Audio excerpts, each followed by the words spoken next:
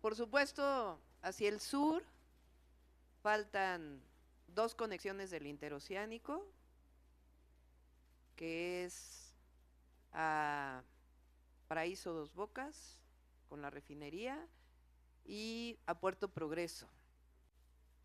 Y además falta el tren de carga del Tren Maya, que va por las mismas vías, pero requiere todavía infraestructura, como por ejemplo patios intermodales y estaciones especiales para la carga.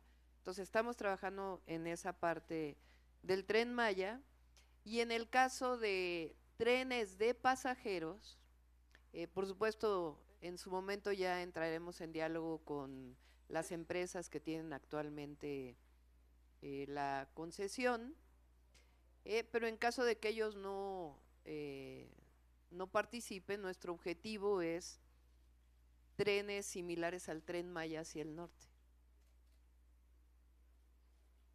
En su momento también estamos estudiando la conexión hacia Veracruz para que ya se conecte a través de Coatzacoalcos, incluso con el Tren Maya.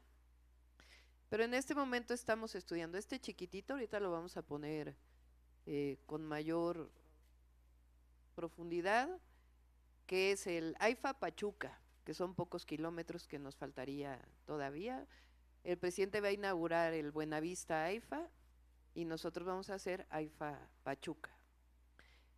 Y nosotros vamos a hacer, a ver si le dan al siguiente. Oye, es que no se ve desde aquí. Ciudad de México, Guadalajara. No se ve muy bien, ¿no? A ver, pásame tu computadora, Pau, para que lo pueda ver yo con mayor detalle. Aquí no se ve, no se puede dar más resolución esta pantalla. No, ¿verdad? Se los pasamos de todas maneras a ustedes.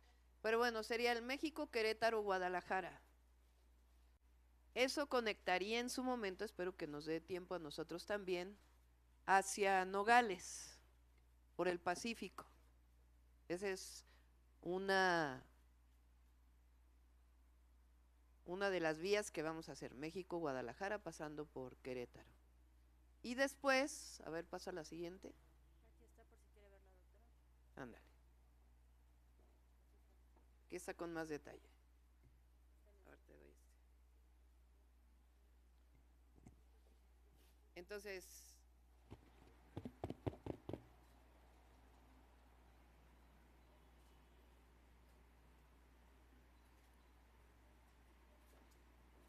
en México, Guadalajara. Entonces sería México, Guadalajara, por supuesto pasando por Querétaro. Pásale a la siguiente, obviamente pasa a Guanajuato, adelante. Este es el AIFA Pachuca.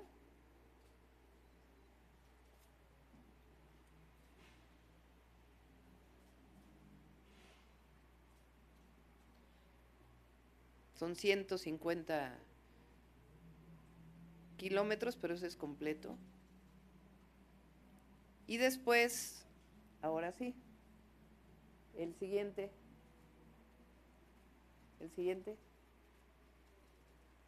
Este sí es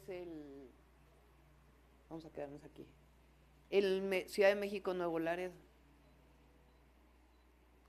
Entonces incluiría San Luis Potosí, Querétaro evidentemente, San Luis Potosí, Monterrey y de ahí a Tamaulipas, Nuevo Laredo. Estamos hablando de alrededor de 1,143 kilómetros. Entonces ya estamos estudiando lo primero, que es el derecho de vía. Sí. Tenemos que ponernos de acuerdo con los concesionarios, porque la idea es ellos se quedan con su concesión de carga, pero la idea es que en el mismo derecho de vía podamos hacer los trenes de pasajeros. ¿Sería lo mismo que en el interoceánico, que se renovaron todas las vías fuertemente? O como se está haciendo el del AIFA, es otra opción. Es decir, el de México AIFA lo que está haciendo es mover las vías del tren de carga y poner el tren de pasajeros con nuevas vías.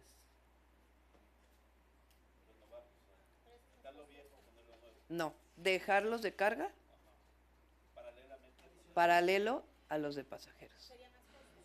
Sería más costo, pero de todas maneras le daría la posibilidad de ser un tren confinado que pueda ser hasta 160 kilómetros por hora, tipo el Tren Maya, y que pueda llegar a Nuevo Laredo. Y no solo es México-Nuevo Laredo, sino que va pasando, tiene la posibilidad de la interconexión para el desarrollo regional de las distintas áreas, de tal manera que en cada nodo, en cada estación, que ya estamos estudiando dónde debería de estar cada estación, pues haya un desarrollo también vinculado pues con el centro del país. Nuestro objetivo es que el análisis del derecho de vía lo podamos tener antes de entrar al gobierno, para que podamos hacer incluso las licitaciones. La idea es que sea un esquema similar al Tren Maya, donde participen ingenieros militares y empresas privadas, ambos. Toda la vía está concesionada para carga. Recuerden que hace como un año, año y medio, el presidente mostró cómo en el decreto de concesión viene en la última parte que si los privados no desarrollan el tren de pasajeros, el Estado tiene la primicia o la preponderancia para desarrollarlo. Pues alrededor de 5 años, 4 o 5 años. Eso es lo que estamos estudiando, el derecho de vía, sino también en su caso adquirir el derecho de vía. Lo vamos a hacer, o sea, no está, digamos, es una decisión que hemos tomado de hacer el México-Nuevo Laredo y México-Guadalajara. Y si nos da tiempo, pues de Guadalajara nos continuamos hacia el Pacífico, hacia el norte. Sería de las obras principales. El objetivo evidentemente es la conectividad en nuestro país, manteniendo los trenes de carga, por supuesto que tienen un potencial enorme, la conectividad del país a través de los trenes y lo que significa la generación de empleo vinculado con obra pública que potencia la obra o la inversión privada. Eso es lo que estamos trabajando. Los estudios de demanda por zona, por ejemplo, en México-Querétaro pues es una demanda muy importante, pero hay otras zonas específicas que tienen una demanda muy grande.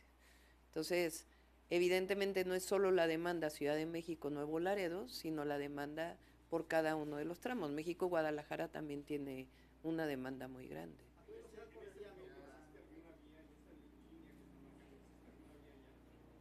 Existe el derecho de vía del tren de carga.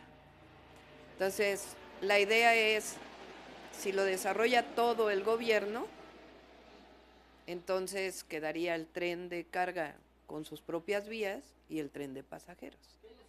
Entonces, el objetivo 160 kilómetros, igual que el Tren Maya. Ese es el objetivo. Imagínense lo que significaría la construcción de tren, no solamente la construcción de la vía en términos de empleo, sino la construcción de trenes. Y el objetivo es que los trenes se construyan en México. En Sagún, pero probablemente también se requeriría de otras empresas que construyeran trenes. Por ejemplo, CAF tiene no en el Estado de México, creo que es en Huehuetoca que tiene, Querétaro tiene la empresa china CSRC, pero CAF tiene un centro de armado distinto al que es en Ciudad Sagún, que ese sí es completo, pero eso implicaría pues desarrollo nacional de los trenes, ingenieros ferroviarios que ya está en desarrollo y además pues todo el impacto en términos de empleo y de desarrollo regional hacia el norte. Sí, trenes eléctricos. Sí, una parte sería ingenieros militares que nos ayudan siempre mucho y por otro lado la licitación a empresas para que participen. Entonces, como verán, pues Jesús Esteva tiene bastante trabajo en este momento porque además de estar cerrando las obras como secretario de obras del gobierno de la ciudad, pues ya está iniciando este trabajo con un equipo de trabajo Y la verdad es que esto, junto con lo que presentamos ayer para los empresarios, que significan los polos de desarrollo, eh, de bienestar, que significan nuevas empresas, pues tiene un potencial enorme. Trenes de carga vinculados con la conectividad, trenes de pasajeros y el desarrollo regional. Entonces, hoy lo mencionó una parte el presidente en la mañanera, por eso lo mencionamos. Entonces, y el objetivo, si podemos, que también lo estamos estudiando, pues es irnos por el Pacífico, también hacia el norte. Eso ya serían los más de 3,000 kilómetros. El insurgente, vamos a ver, probablemente se quede hasta... Sí, lo conocemos bien ese tren porque nos tocó en la Ciudad de México. Recuerden que ese tren tuvo muchos problemas administrativos, muchísimos. Se licitó de una manera, cambiaron el proyecto ejecutivo, quedó una empresa, esa empresa quedó mal y finalmente se asignó a otras empresas, cerca de 12 empresas están trabajando y ya tocaría probablemente el Santa Fe Observatorio inaugurarlo para nosotros. Iniciamos sesión de preguntas y respuestas con Eric Pinto de Capital 21.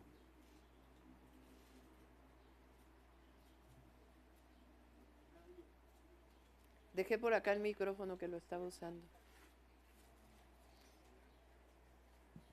Hola doctora, buenas tardes.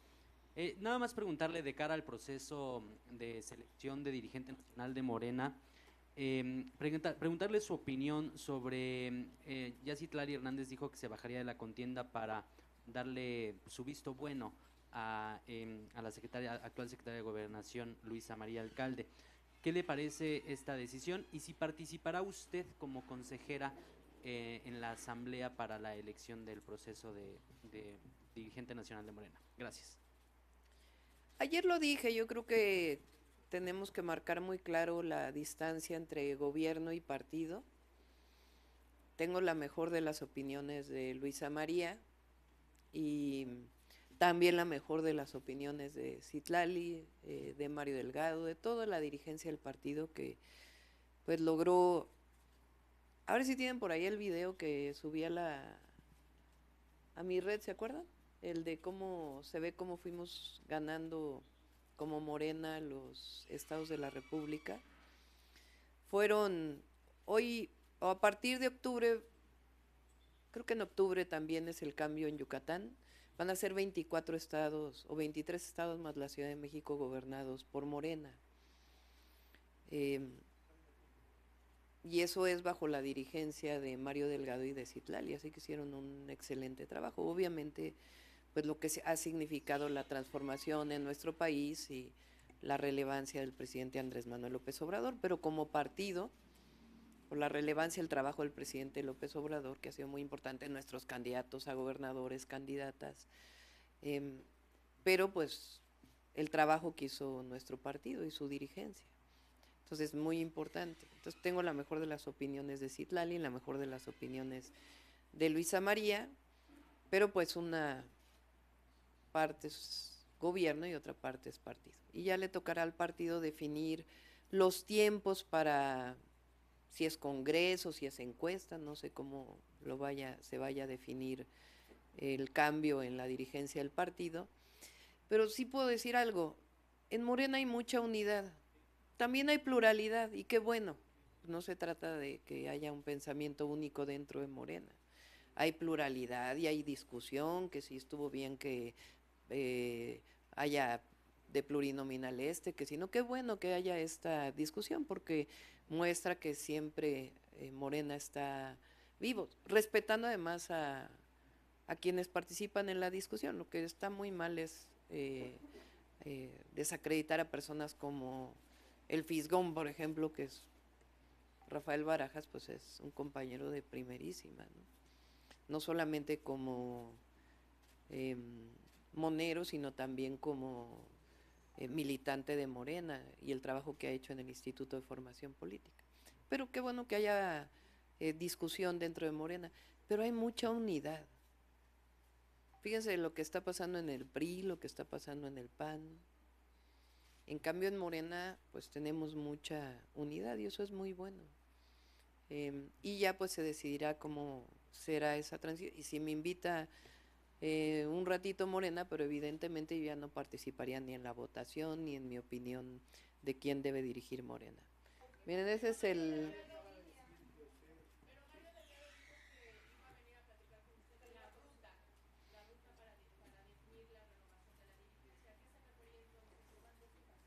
Sí, bueno, pues hay que platicar los tiempos, yo creo que también por él, ¿no? ¿En qué momento deja la dirigencia y ya se dedica de tiempo completo al proceso de transición de la Secretaría de Educación Pública? Entonces yo creo que por eso dijo, bueno, va a preguntar conmigo más o menos en qué tiempos. Eh,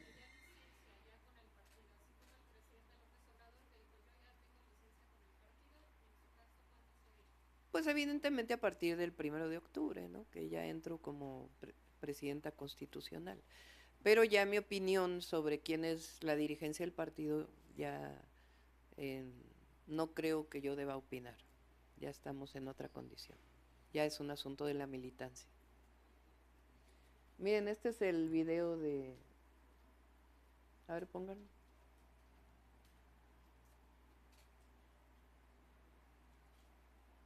Ese es 2018.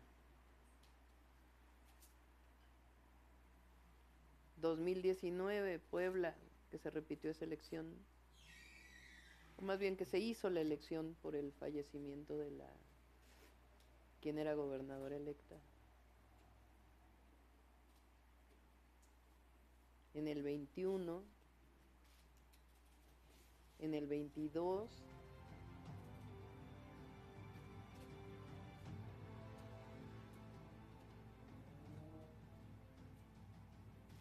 y en el 24, los mismos estados que habíamos ganado en el 18, más Yucatán.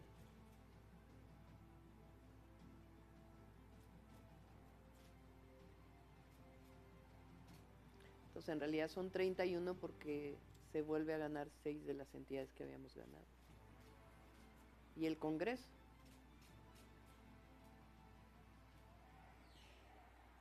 Entonces, evidentemente, pues Morena, en 6 años, Morena, o sea, recuerdo en el 2015 cuando se forma Morena, cuando participamos por primera vez en la elección de Morena, participé como candidata a la jefatura delegacional de Tlalpan. No sé qué porcentaje de la votación se obtuvo en el 2015, pero del 2015 al 2024, y eso tiene que ver evidentemente con el trabajo del presidente López Obrador, la aceptación en el pueblo de México, el tener una buena dirigencia en Morena y el trabajo de los gobernadores y gobernadoras de Morena. Entonces realmente pues hay, es un fenómeno histórico, Morena, y hay que guardar el legado, lo que significa la cuarta transformación y la nueva dirigencia que va a tener un trabajo muy importante que es fortalecer a Morena como partido político, como una institución política separada del gobierno, pero trabajando juntos de manera paralela por la transformación de México. Continuamos con Dalila Sarabia, de Animal Político. Tiene que ser a partir de su propio Congreso, cómo va a avanzar y ya su nueva dirigencia, pues que trabaje en... Lo más importante es la organización popular, porque somos un partido que representa al pueblo de México. Es un instrumento del pueblo de México. Hola, doctora, buenas tardes. 2 asuntos. Ayer con el anuncio del Consejo Empresarial, preguntarle 2 cosas. Una, ¿quiénes serán los empresarios que conformarán este consejo? Si nos podría compartir algunos nombres.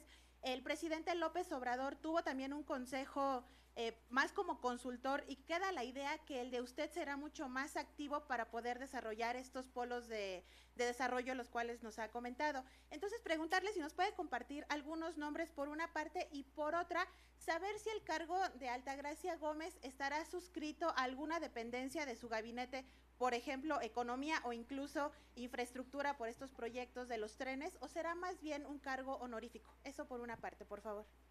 Bueno, primero, el Consejo Coordinador Empresarial cumple su función. No se trata de sustituir al Consejo Coordinador Empresarial, que es una forma de organización que los empresarios y las empresarias mexicanas, las propias cámaras, han definido como un esquema de organización del empresariado mexicano. Entonces, ahí está el Consejo Coordinador Empresarial y no se trata de sustituirlo. Altagracia Gómez es el cargo que va a ejercer, es honorífico completamente. Ella va a seguir a cargo de sus empresas como empresaria y nos va a ayudar, pues como nos ayudó en la campaña, en involucrar a empresarios, al propio Consejo Coordinador Empresarial, a otras cámaras y empresarios y empresarias que nos ayuden en estos proyectos de lo que llamamos Estrategia Nacional de Relocalización y Desarrollo Regional. Ese es el objetivo de este Consejo Asesor Empresarial, que puedan trabajar junto con Secretaría de Economía, Secretaría de Relaciones Exteriores también, que tiene su parte importante en la inversión extranjera directa, y las otras secretarías del Gobierno de México a partir de octubre, para poder potenciar al máximo el proceso de industrialización del país y de desarrollo regional vinculado con la relocalización, que tiene que ver con este esquema que hemos llamado de prosperidad compartida, que tiene que ver con bienestar para la gente, con vivienda, con escuelas, con hospitales, con infraestructura que potencie el desarrollo de nuestro país. Entonces, Altagracia, la verdad es una joven empresaria muy brillante, que tiene una capacidad de trabajo muy grande, porque además de su trabajo como empresaria nos ha ayudado en este proceso y va a seguir jugando este papel. ¿Qué empresarios van a estar ahí? Pues ya lo vamos a ir definiendo. Y también pueden participar universidades en el proceso de definición, por ejemplo, del tema del agua. Es decir, es un esquema de trabajo en esta vía de desarrollo regional y relocalización. Que a comparación del consejo que tenía, o que bueno, todavía tiene el presidente López Obrador, que eran 5 o 6 empresarios que fungían más como mediadores, este será más activo y será más abierto. Será más abierto y también nos vamos a seguir reuniendo con los empresarios más importantes del país y con todos los empresarios de México. Es decir, lo importante es que nosotros tenemos una estrategia de desarrollo para el país en donde queremos que haya esta colaboración y este involucramiento. Y en otro tema muy rápido, doctora, ahora toda la atención se ha volcado a la reforma al Poder Judicial, pero también hay otras reformas que quedaron pendientes en el Legislativo y ahora que Morena tiene las mayorías, preguntarle cuál será el papel particularmente con la reforma a las 40 horas, que había sido una petición muy sentida de los trabajadores, incluso en campaña, algunos grupos se acercaban y mostraban cartelones de reforma de 40 horas ya. Preguntarle, ¿se ha abordado, se estará impulsando? ¿Cuál es su opinión de la reforma, por favor? Sí, ahora tenemos, recuerden, las 18 reformas constitucionales y 2 legales que planteó el presidente. Yo estoy muy interesada, lo dije en campaña, en la Ley Nacional de Agua o la Ley General. Ya tenemos un grupo de trabajo para ello. Necesitamos ordenar las concesiones del agua también para resolver el problema, la tecnificación del campo. Esa es una prioridad de México y tenemos que seguir avanzando en ello, y tiene una parte muy importante legislativa. Está lo que planteé para las mujeres, los 2 nuevos programas sociales que queremos que queden en la Constitución, la no reelección. Entonces estamos trabajando en ello. Vamos a seguir, bueno, en el tema laboral, por ejemplo, y eso tiene que ver también con disminuir informalidades, fue un compromiso lo que tiene que ver con la formalidad laboral de los repartidores, que es algo muy importante, porque ni siquiera tienen contrato, son socios de las empresas, de las grandes transnacionales repartidoras. Entonces necesitamos que este trabajo que ha crecido mucho en nuestro país, particularmente en las grandes ciudades, tengan derechos los trabajadores. Ya hemos avanzado también mucho en ello. El tema de las 40 horas los vamos a seguir trabajando, es importante que se siga avanzando. En la medida de lo posible, así como fue el aumento al salario mínimo, que también nos va a tocar generar el consenso con los empresarios, porque recuerden que en los 6 años del presidente López Obrador, el aumento del salario mínimo ha sido un trabajo de consenso. Y el outsourcing también fue un trabajo de consenso, las pensiones también fue un tema de consenso. Entonces, en la medida de lo posible, se trata de seguir trabajando en consenso con las representaciones de los trabajadores y el sector empresarial, pero seguir avanzando en los derechos de los trabajadores.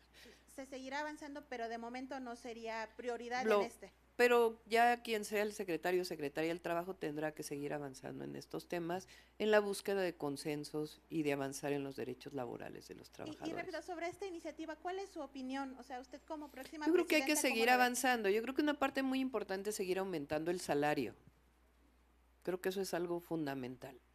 Y hay muchas áreas de la economía, incluso del trabajo de los trabajadores del Estado, que ya tiene 40 horas. Y hay que seguir avanzando en este tema. Pero desde mi perspectiva hay que buscar un trabajo de consenso, como se ha hecho en las otras reformas laborales. Y creo que es factible hacerlo, y que los empresarios y obviamente los trabajadores, que nosotros queremos que sigan aumentando los derechos de los trabajadores y trabajadoras, se siga avanzando en este esquema. Continuamos con Héctor Herrera de Fórmula. Gracias, doctora, ¿cómo está? Buenas tardes. Yo quisiera preguntarle, vamos, la inseguridad ha sido o sigue siendo un tema que está ahí en todo el país. Cuando el presidente propuso que la Guardia Nacional se reincorporara o se incorporara a trabajar en este campo, pues había cierta expectativa. Aquí el problema es que ha habido señalamientos durante varias semanas, incluso meses, por la actuación de la Guardia Nacional. Recientemente, por ejemplo, en Hidalgo detuvieron a un comandante, estaba vinculado a una red de huachicoleo. En estas semanas se han hecho señalamientos muy duros también contra la Guardia en Acapulco por su inacción en la frontera, específicamente Ciudad Juárez, donde nosotros hemos recibido reportes de que incluso participan en las redes de tráfico de migrantes. ¿No hay una falta ahí de compromiso, doctora? Usted, a partir de que se consolide la reforma, si es que es así, que seguramente será, ¿qué hará pues? ¿No siente que hay una especie de falta de compromiso de la No. Guardia Nacional para avanzar en reducir los niveles de inseguridad? No. Las encuestas hablan de que la Guardia Nacional tiene cerca del 80% de aprobación de la ciudadanía. Pero es una institución que tiene apenas 5 años. Creo que sí son 5 años, ¿no? Sí, ¿verdad? 5 años. Poco menos, sí. Entonces, pues una institución de 5 años pues tiene que seguir fortaleciéndose. Yo lo planteé desde la campaña. El objetivo es que la Guardia Nacional siga siendo una institución que pertenezca a la Secretaría de la Defensa Nacional y que tenga mayor capacitación en lo que tiene que ver como primeros respondientes. Una parte tiene que ver con la vigilancia, con la presencia, pero también con las detenciones, aunque la Guardia Nacional hace detenciones legales, obviamente, pero que sean primeros respondientes, su coordinación con policías estatales, el fortalecimiento de la coordinación con fiscalías estatales y con la Fiscalía General de la República.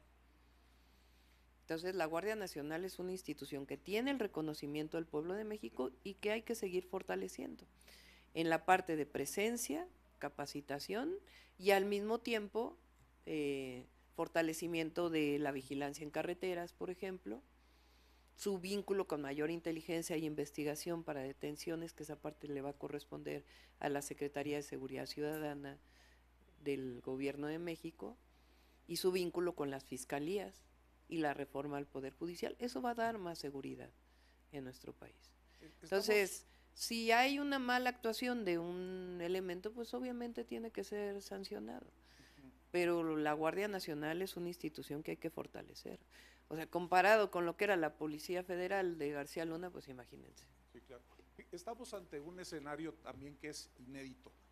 Es la primera vez que una mujer pues, es presidenta de la República, va a ser la primera comandanta de las Fuerzas Armadas. Digamos, en términos de sensibilidad, doctora, ¿no teme ahí que pues, los cuerpos de ejército siempre que han llevado el mando de hombres, haya diferencias ahí como que no quieran entrarle al machismo, por decirlo de alguna manera, que no quieran seguir las órdenes de la jefa suprema?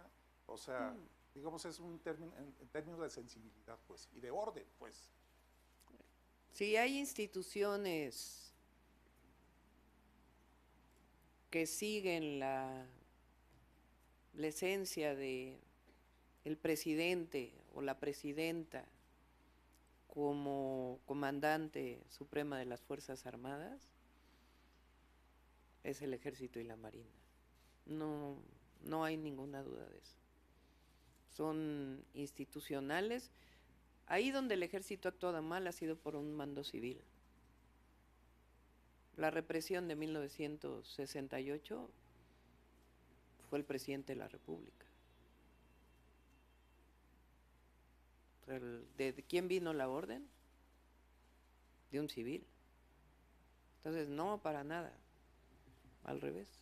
Va a seguir siendo una institución que responda al mando de la presidenta de la República. Pero será, digamos, una presidenta de mano dura, incluso así con el ejército. No creo en las manos duras. De hacerse respetar, digamos. No creo en las manos duras. Creo en la justicia y en los derechos humanos. Gracias, doctor. Siguiente pregunta de Jorge Almazán, de Más Chilango. Además, la fuerza de una presidenta o de un presidente se lo da el pueblo de México. Buenas tardes, doctora, de este lado, a su lado izquierdo. Acá. Doctora, la primera cuestión, y tomando un poco lo que dijo la compañera Dalila, ayer con este anuncio del nuevo consejo, se empezó precisamente a comparar cómo lo hizo el presidente López Obrador antes de entrar con Alfonso Romo, que bueno, pues el que dirigía, etcétera, y hay economistas y demás que dijeron que lo que hizo el presidente no funcionó, etcétera, y empezó a compararlo con lo que usted quiere hacer ahora al inicio de su gobierno. ¿Qué es lo que debe de tener este consejo para que tenga su sello personal y que se deje a un lado ese tipo de comparaciones que a final de cuentas lo único que hacen es tratar de disminuir lo que usted quiere hacer al inicio de su gobierno? La crítica y las comparaciones, pues no. Es decir, van a seguir, ¿no? Es parte pues del proceso de transición y de lo que va a ser nuestro gobierno. Somos el mismo proyecto, cada uno con sus características y un momento histórico distinto. Este consejo que va a coordinar Altagracia, en coordinación con los secretarios y particularmente con el secretario de Economía, Marcelo Ebrard, tiene un objetivo, que es fortalecer la Estrategia Nacional de Relocalización y Desarrollo Regional. Y en esa perspectiva yo creo que tiene un potencial muy grande. Y con nuestra visión. O sea, nosotros tenemos una visión que es la visión que eligió el pueblo de México. Y esa visión hay que respetarla y hay que seguirla fortaleciendo, que es la visión de la Cuarta Transformación. Ayer se los dije a los banqueros, lo he dicho en cualquier reunión con empresarios. Lo que nosotros no estamos de acuerdo es que el mercado resuelva los problemas de salud, de bienestar, de educación. Nosotros no creemos. Por cierto, aclaro aquí de una vez también porque por ahí hay un video en las redes sociales de algo que yo dije, que lo cortan, lo sacan de contexto, que dice que yo estoy en contra de la educación privada. No, La educación privada tiene una función y va a seguir existiendo. Particular se llama. Educación particular tiene su función y hay quien tiene recursos económicos y paga por la educación privada, que tiene que tener una serie de requisitos establecidos por la Secretaría de Educación Pública. Pero el Estado tiene una función, que es dar educación al pueblo de México. Lo que quisieron hacer con el neoliberalismo es meterlo todo al mercado y convertir en mercancía absolutamente todo, incluso los derechos del pueblo. Y eso es lo que nosotros no estamos de acuerdo. Entonces, nuestra visión de la cuarta transformación, de la participación también de las empresas del Estado en la generación eléctrica con el 54%, que lo hemos dicho en todos los casos, el 46% de generación privada con sus propias reglas claras, en un programa nacional de energía que ya está desarrollando Luz Helena González, y en ese marco, pues este consejo va a tener pues una oportunidad muy grande. Nada más para que quede entonces claro, esto no sustituye al Consejo Coordinador Empresarial. No, no lo sustituye, ese es un organismo de los empresarios, las empresarias del empresariado mexicano, que tiene su función, y además yo respeto mucho a Francisco Cervantes en la función que ha desarrollado, institucional, y tiene su función. Este consejo tiene este objetivo de potenciar y de vínculo con las demás cámaras del sector empresarial. Muy bien, doctora, por otro lado, por ahí hay un documento que de hecho sacaron un boletín, etcétera, sobre jefes de Estado, incluso gobernadores. Está Aznar, obviamente está Vicente Fox, está Calderón, están la gran mayoría de los expresidentes que de alguna forma siempre han estado en contra de la izquierda, etcétera, donde están, lo firmaron, donde están en contra de la reforma Poder Judicial. Pero lo que llama la atención es que son jefes ex de Estado internacionales. Fox y Calderón, bueno, eso es más que sabido, pero usted, ¿cuál sería su opinión respecto a que otros internacionales de otros países se quieran inmiscuir y sobre todo en la forma de impartir ley y justicia en nuestro país? Es como de mucho autoconsumo, ¿no? O sea, ¿en quién quieren influir? Si no les funcionó el hashtag de narcopresidente y narcocandidata, pues ahora creen que un desplegado de ex jefes de Estado vinculados con la derecha y el conservadurismo les va a funcionar. O sea, primero, claramente es la derecha internacional, digamos. Y segundo, pues se hablan a ellos mismos. La verdad, porque ¿a quién más le hablan?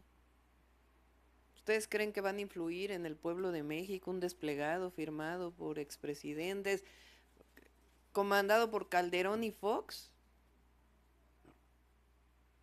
Entonces yo creo que es de mucho autoconsumo y querer influir desde fuera. Ahora sí que es como aquellos que en el siglo XIX fueron a buscar a los de afuera para influir en México, ¿no? Ya con el exceso de la intervención francesa. Ok, perdón.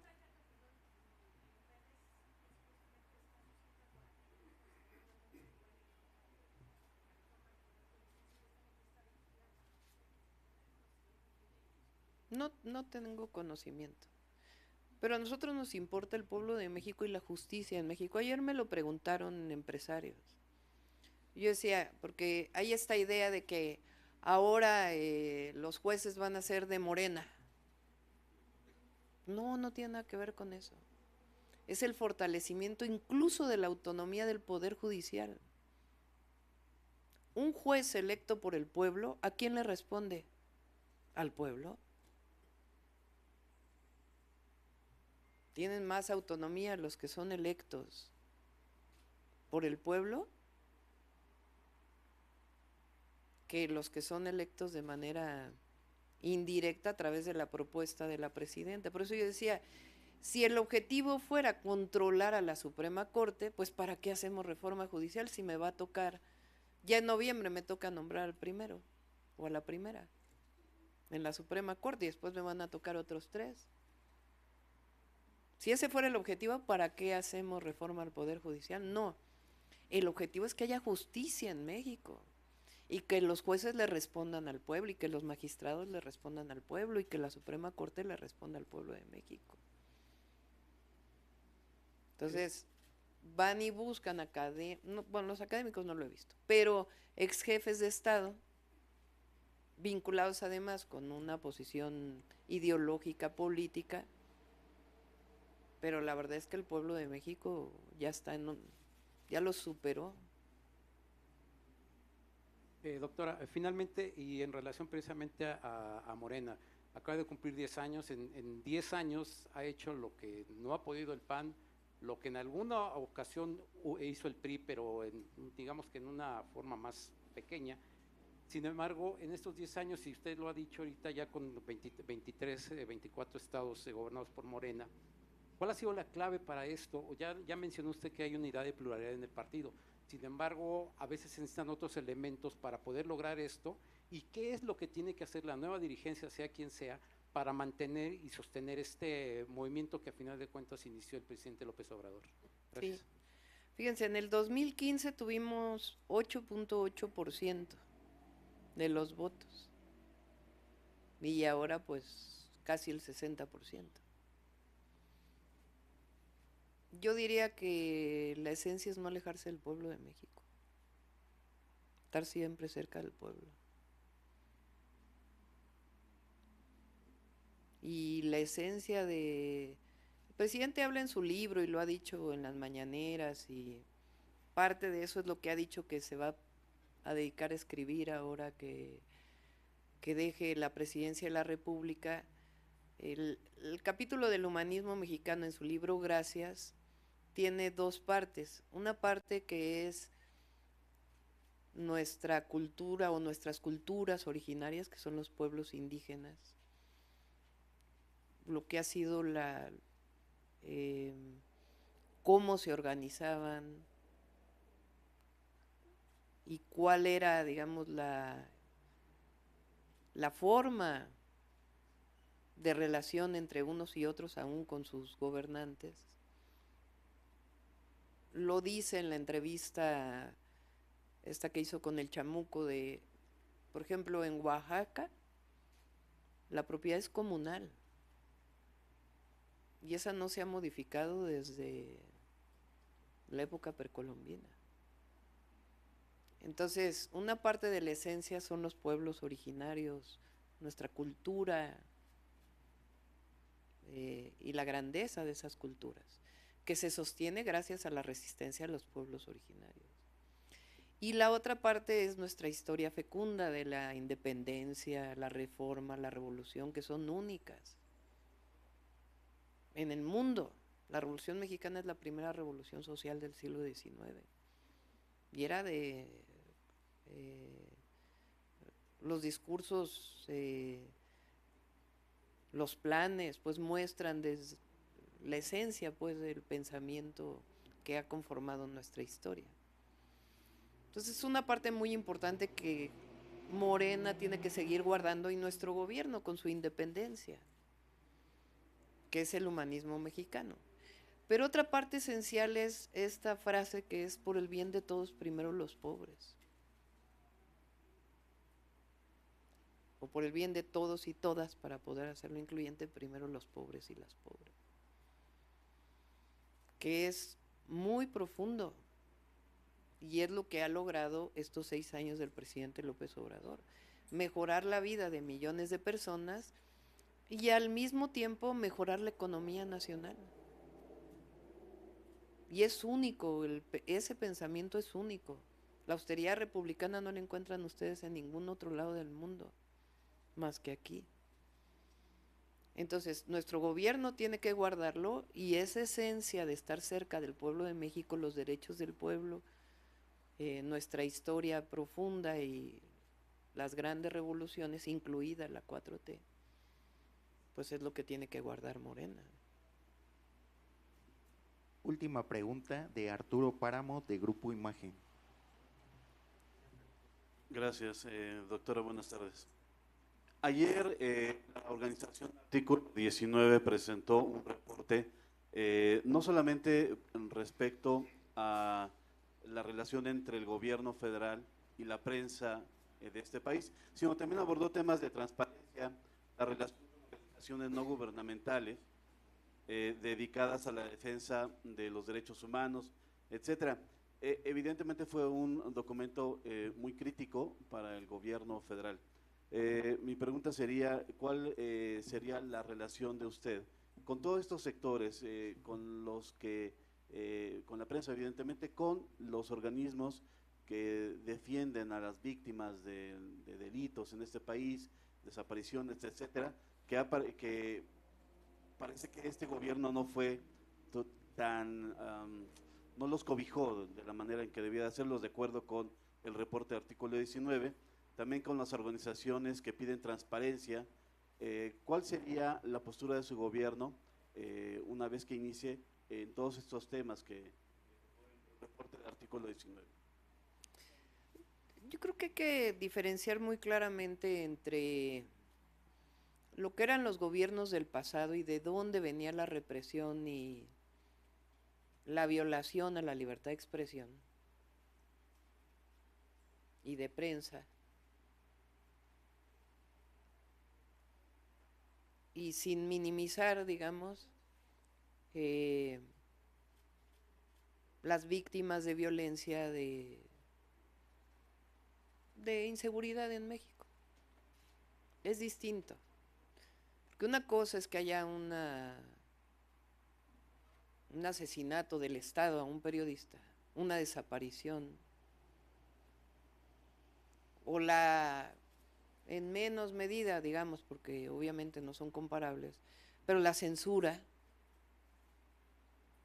que viene del Estado, y otra cosa son víctimas que tienen que ver con inseguridad, una inseguridad que ya saben desde cuándo viene, etcétera, y que hay que seguir construyendo la paz y la seguridad en nuestro país, y eso es lo que nos va a tocar a nosotros a partir del 1 de octubre. Y es importante que se haga esta diferenciación. Ahora, tampoco estoy de acuerdo en que no ha habido atención a las víctimas en el gobierno del presidente López Obrador, porque ha venido de la Secretaría de Gobernación, de la Comisión de Víctimas, el apoyo que han recibido. Hoy en la mañana, por ejemplo, estuvo aquí María Elena, ¿cuál es su apellido? No. Esta joven que fue víctima de Ácido Ríos, porque ayer tuvo una audiencia y estaba muy preocupada porque fueran a liberar a su agresor, pero ella tiene está protegida, digamos, por los mecanismos que tiene el gobierno para protegerla, y evidentemente hay una parte que le corresponde al Poder Judicial, en este caso de Oaxaca, que tiene que actuar con justicia. Y ella estaba muy preocupada por esta situación, pues obviamente la vamos a apoyar siempre como una víctima de violencia por ser mujer. Y a todas las víctimas las vamos a apoyar, pero hay que también poner cada cosa en su lugar, y también los objetivos políticos de un reportaje, que también se valen, no digo que no se valgan, pero también hay que ponerlos cada uno en su lugar.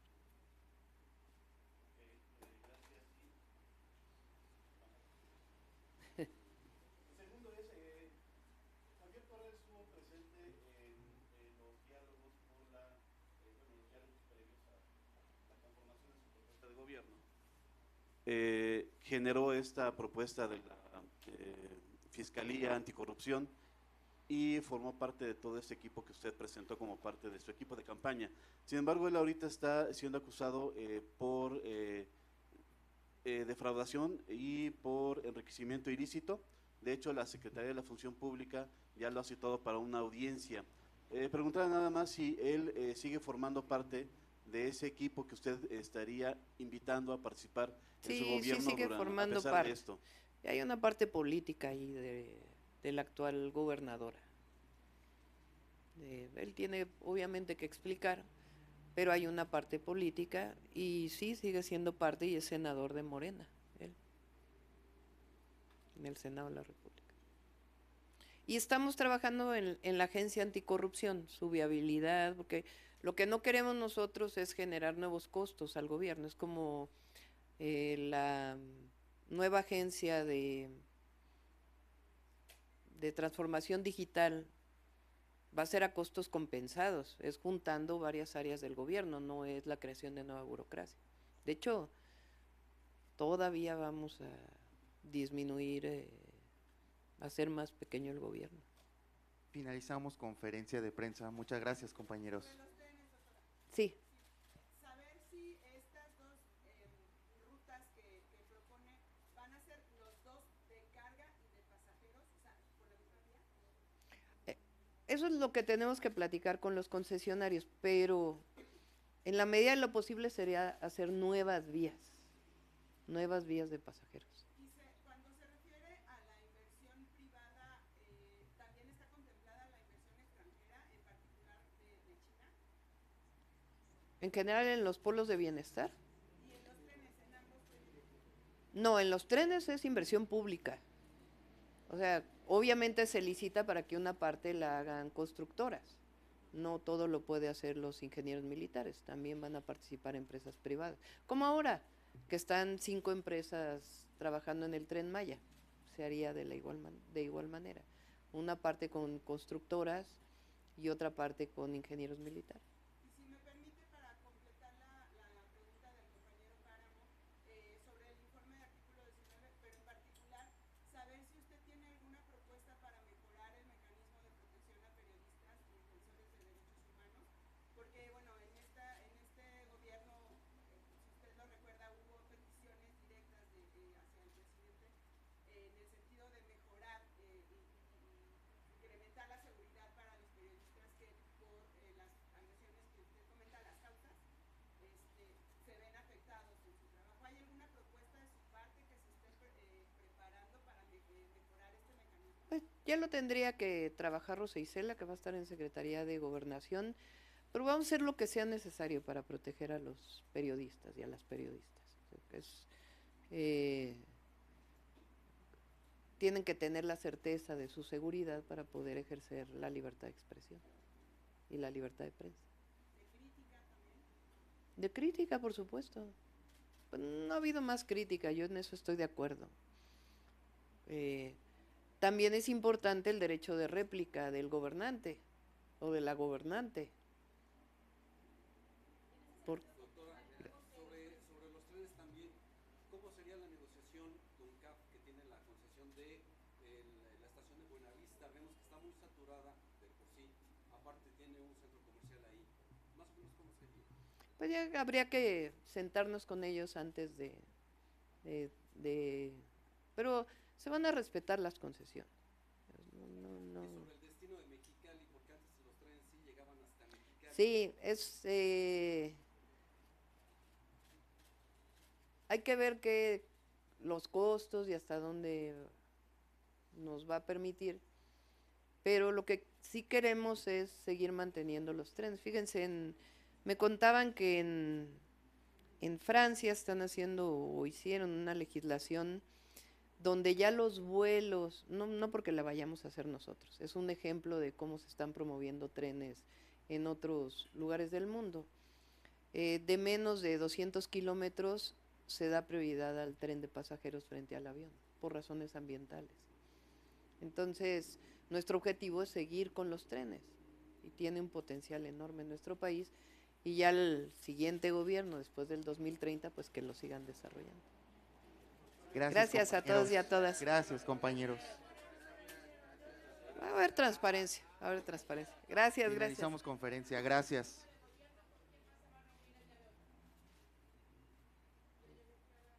¿Ya llegó Clara? Pues con Clara nos vamos a reunir. Sí.